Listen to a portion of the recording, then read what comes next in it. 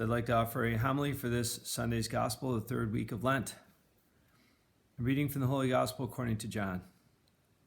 Since the Passover of the Jews was near, Jesus went up to Jerusalem. He found in the temple area those who sold oxen, sheep, and doves, as well as the money changers seated there.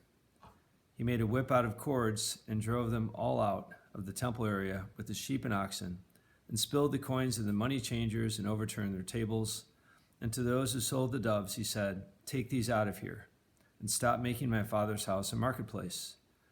His disciples recalled the words of Scripture, "Zeal for your house will consume me." At this, the Jews answered and said to him, "What sign can you show us for doing this?" Jesus answered and said to them, "Destroy this temple, and in 3 days I will raise it up." The Jews said, "This temple has been under construction for 46 years, and you will raise it up in 3 days?" But he was speaking of the temple of his body. Therefore, when he was raised from the dead, his disciples remembered that he had said this, and they came to believe the Scripture and the word Jesus had spoken. While he was in Jerusalem for the feast of the Passover, many began to believe in his name when they saw the signs he was doing.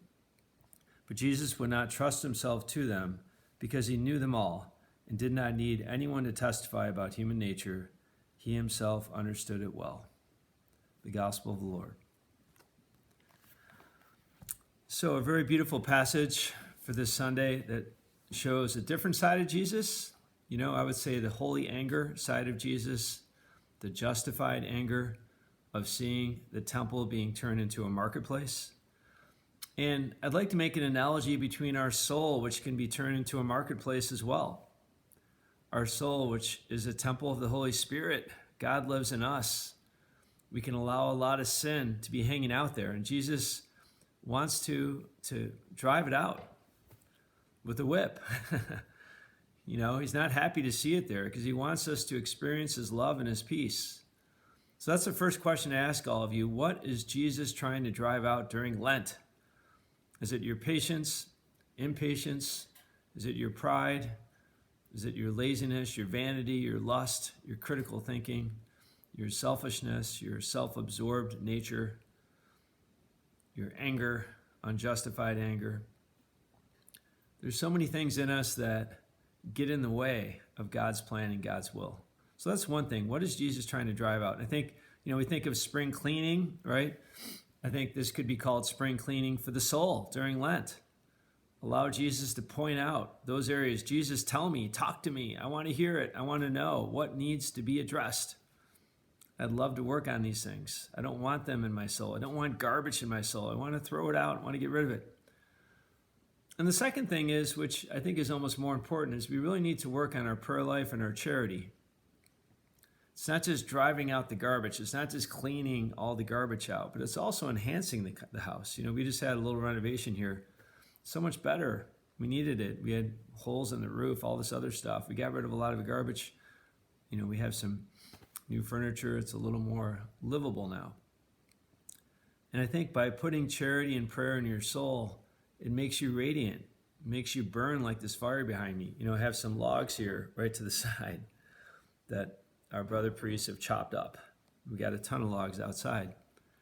And I like to think that that's kind of what our heart is like. It's this empty fireplace that needs to have the logs of God's grace put on it. And you don't just put a couple logs on there and hope it keeps burning, because eventually these logs are going to burn out. And I'm going to have to put a few more logs in if I want to keep the fire going.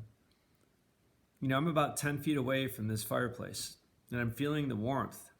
This is the favorite room in our house because it's warm. Everyone loves to come here. And I think those are what holy people are. They're warm people that everyone loves to be around. And it's not because they're special or funny. It's because for the most part, the really warm, generous people are the ones who are close to Christ, who are burning with love for Christ, who are putting the logs of grace in their heart to keep it warm and keep it burning, so that the charity they're living is real and sincere and authentic.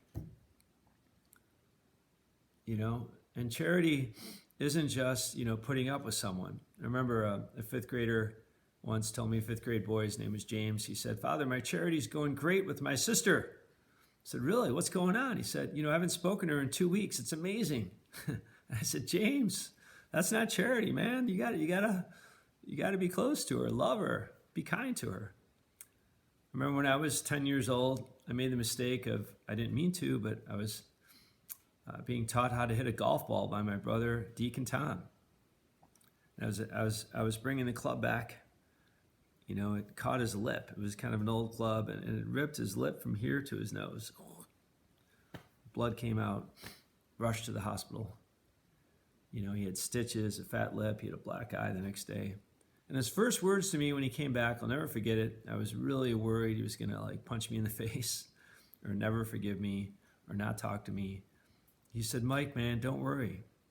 Chicks dig scars. Chicks dig scars." You know, it's kind of an old lingo for those of you that are my generation, but that was his attitude. I thought that's pretty cool.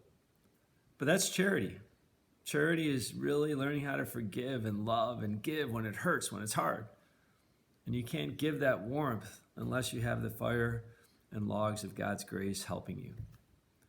So let God drive out the garbage and put in the logs of God's grace so you can give that love. Amen. In the name of the Father, and the Son, and the Holy Spirit. Amen. God bless you.